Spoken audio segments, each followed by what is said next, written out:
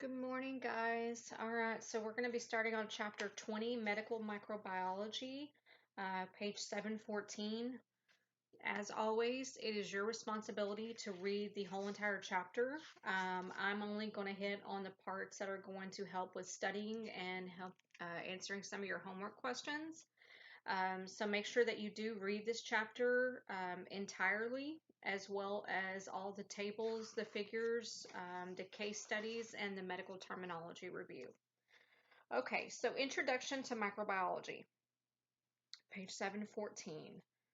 Microbiology is a scientific study of microorganisms and their activities. Go ahead and highlight that for me. As described in Chapter 2, microorganisms are tiny living plants and animals that cannot be seen by the naked eye, but must be viewed under a microscope.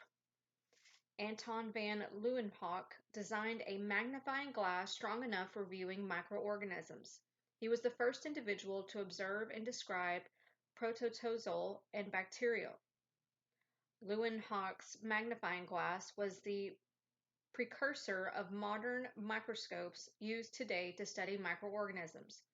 A microscope allows the observer to see individual microbial cells and to differentiate and identify microorganisms. For the most part, microbiology deals with unicellular or one-celled microscopic organisms. All of the life process necessary to sustain the microbe are performed by one cell. Among them are the ingestion of food substances and their use for energy, growth, reproduction, and excretion. Microorganisms are ubiquitous. They are found almost everywhere in the air, in food and water, in the soil, and in association with plants, animals, and human life. Although vast numbers of microorganisms exist, only a relatively small number are pathogenic and able to cause disease. When a pathogen infects a host, it often produces a set of symptoms peculiar to that disease. Scarlet fever is characterized by a sore throat, swelling of the lymph nodes in the neck, a red and swollen tongue, and a bright red rash covering the body.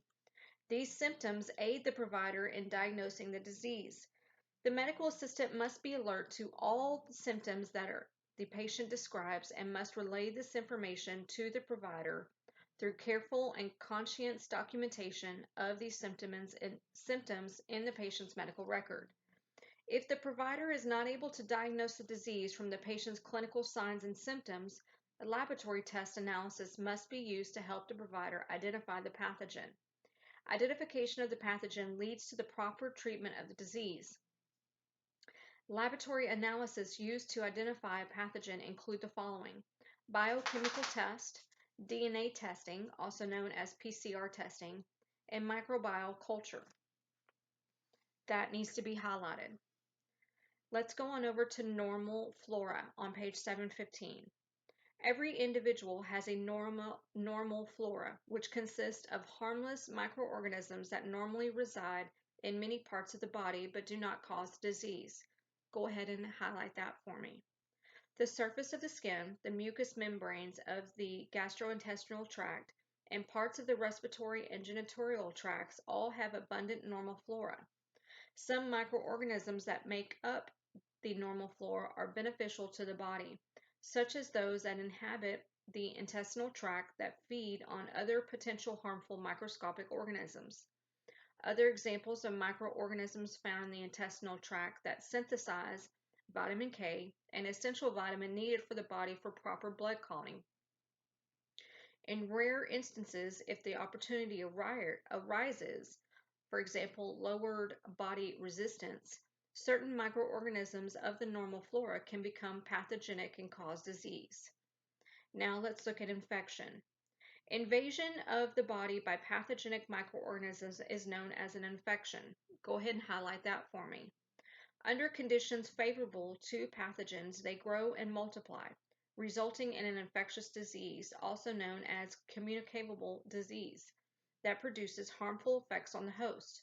Not all pathogens that enter a host are able to cause disease. However,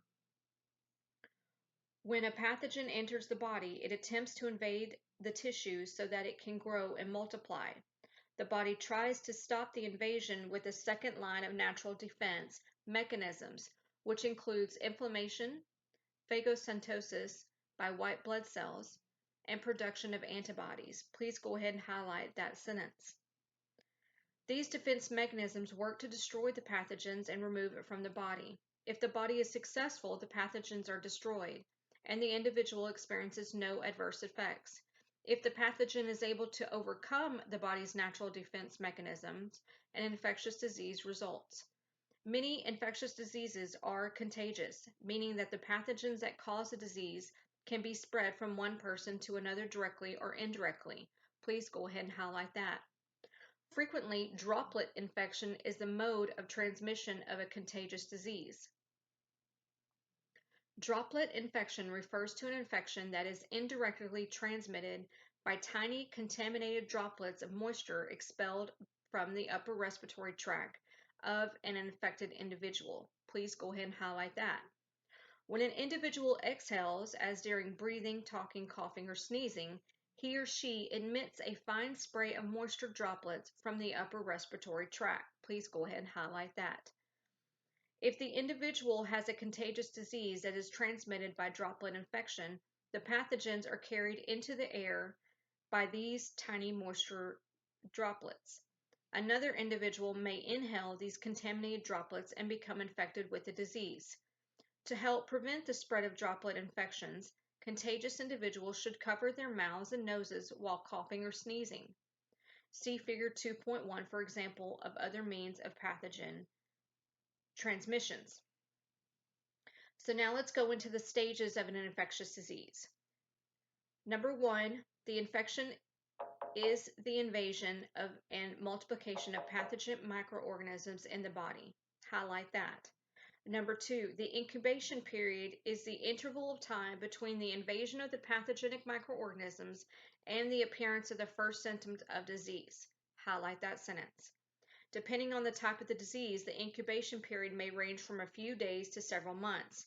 During this time, the pathogen is growing and multiplying.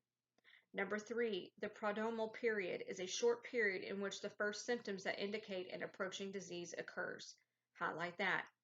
Headache and a feeling of illness are common prodromal symptoms.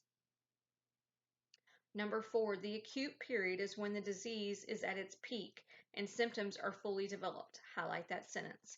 Fever is a common symptom of many infectious diseases. Number 5, a decline period is when symptoms of the disease begin to subside. Highlight number 5. And number 6, the convalescent period is the stage in which the patient regains strength and returns to a state of good health. Go ahead and highlight that. For microorganisms and disease on page 716, the groups of microorganisms known to contain species capable of causing human disease include bacteria, viruses, protozoal, fungi, including yeast, and animal parasites. Go ahead and highlight that for me. For the bacterial, I want you to highlight the following. Bacterial are microscopic single-celled organisms. Of the 1,700 species known to dwell in humans, only approximately 100 produce human disease. Also highlight that antibiotics are not effective against viral infections. However, bacterial can be classified according to the shape into 3 basic groups. Round bacteria are known as cocci. Cocci can be categorized further as diplococci, streptococci, and staphylococci. That needs to be highlighted, depending on their pattern of growth. Rod-shaped bacteria are bacilli. Spiral and curve-shaped bacteria are spirali. That needs to be highlighted. For staphylococci are round bacteria that grow grape-like clusters.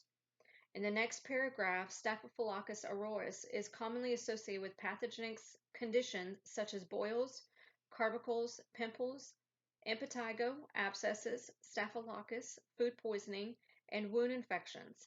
Infections caused by Staphylococcus usually cause much pus formation, separation. That also needs to be highlighted. In the next paragraph, please highlight where it says diseases caused by streptococcus include Streptococcus sore throat, strep throat, scarlet fever, rheumatic fever, pneumonia, purpura sepsis, erysipelas, and skin conditions such as carbuncles and impetigo. Diplococcus are round bacteria that grow in pairs.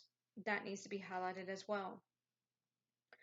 For the bacilli, the second paragraph, the Escherichia coli is a species of bacillus that is found among the normal flora of the large intestine in enormous numbers. That needs to be highlighted.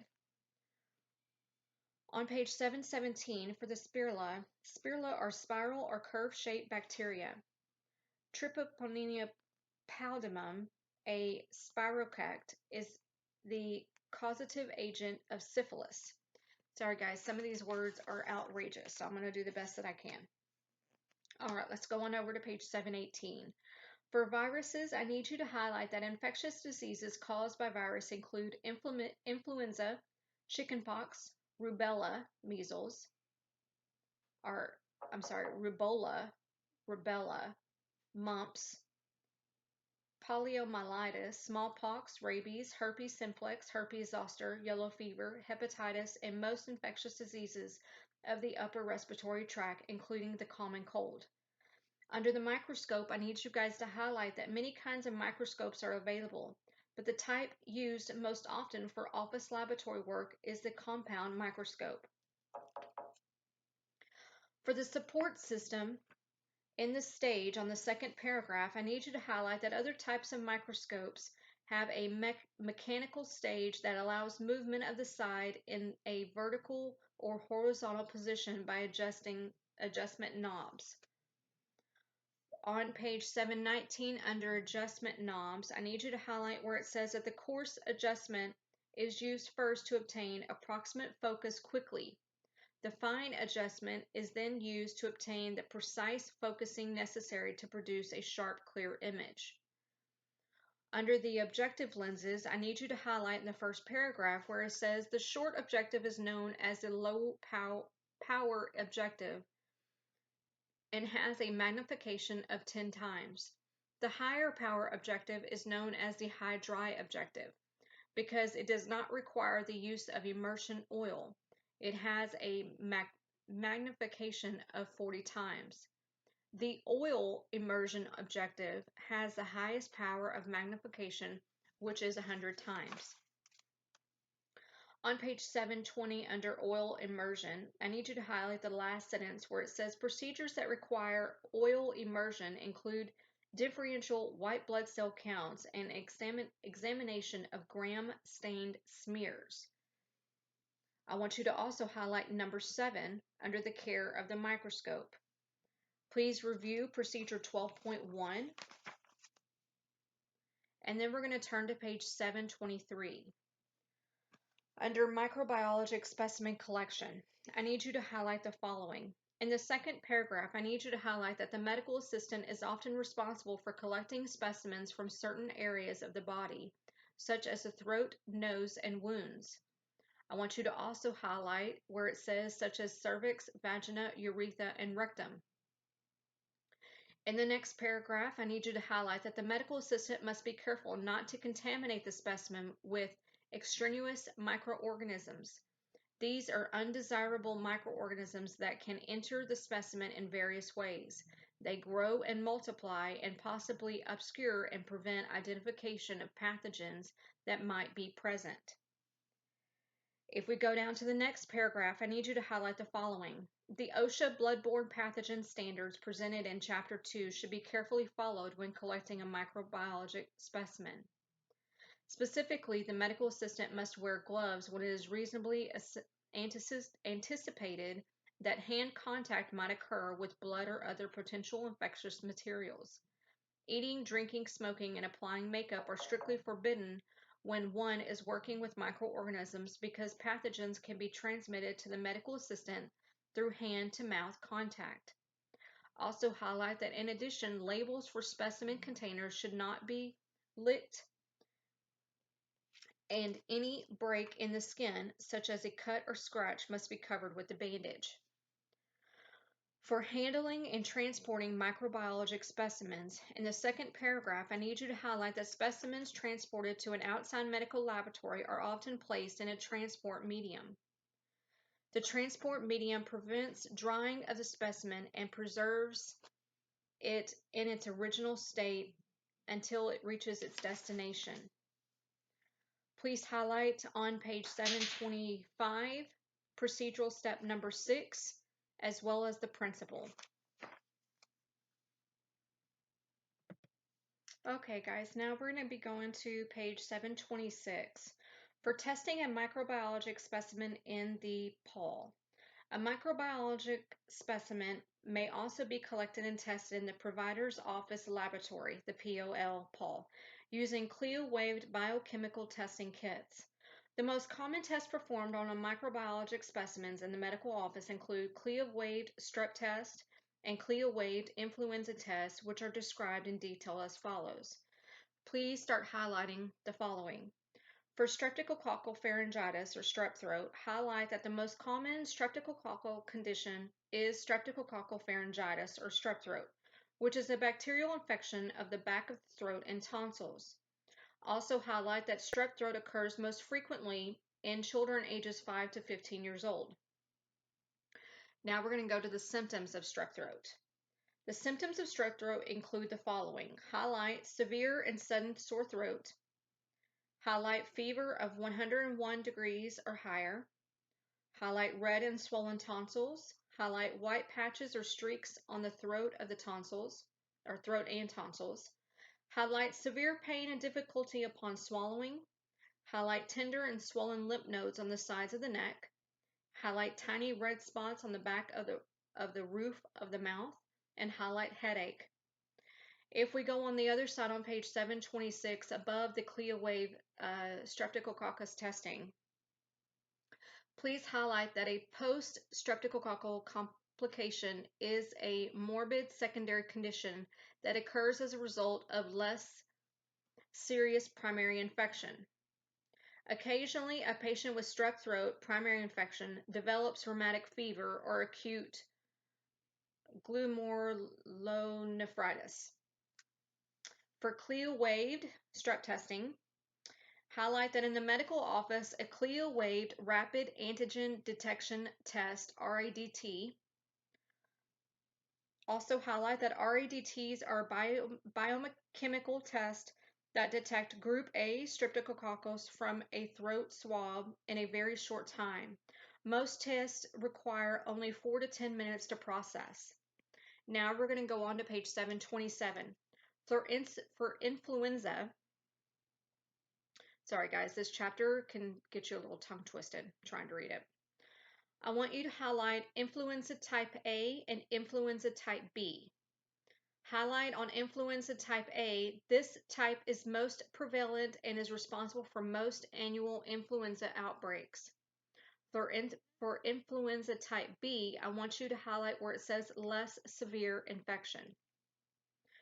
For transmission and incubation period, highlight the following.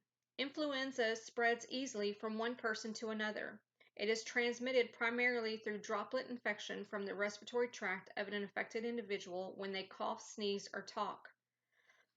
In the next paragraph, I need you to highlight that the incubation period for influenza is usually 2 days but can range from 1 to 4 days.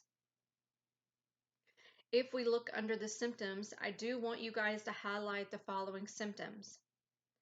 Fever and chills, muscle aches and joint pain, sore throat, runny nose, nasal congestion, dry cough, headache, joint pain, anorexia, fatigue, gastrointestinal symptoms such as nausea, vomiting, and diarrhea, more common in children. For complications, highlight the following. In the first paragraph, I need you to highlight that these risk factors can be categorized in health-related factors and age-related factors and are presented in box 20.1.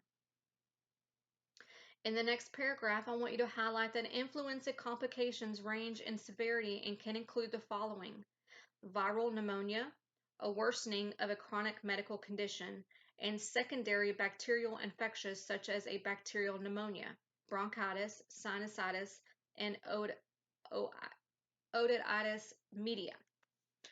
For the influenza vaccine, highlight that the best means of preventing influenza and its complications is through an annual influenza vaccine.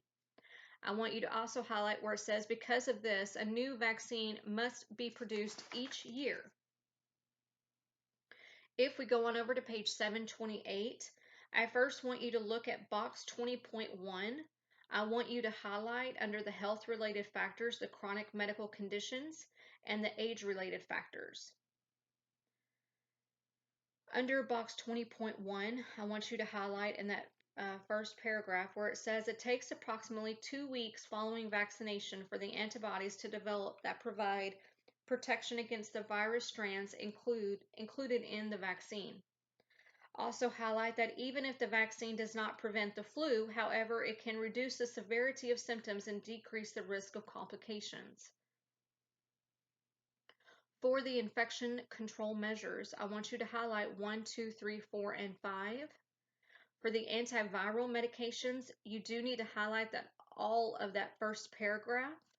And then you need to highlight in the second paragraph where it says, these antiviral medications are effective against both influenza virus types A and B and must be started within 48 hours of developing symptoms to be most effective. On page 729, in that very first paragraph, I need you to highlight that in the majority of cases, influenza is diagnosed solely on the clinical signs and symptoms exhibited by the patient. Make sure that you review procedure 20.3 on page 730, procedure 20.4 on page 732, and then we're going to be going on over to page 736. Under culture and sensitivity testing, I need you to highlight the following under the microbial cultures. In the fourth paragraph, I need you to highlight where it says a culture is a mass of microorganisms growing in a laboratory culture medium.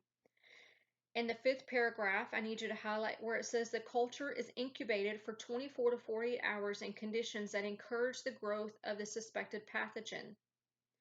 And then following paragraph, I need you to highlight that when this is the case, the resulting culture is known as a mixed culture, or one that contains 2 or more types of microorganisms.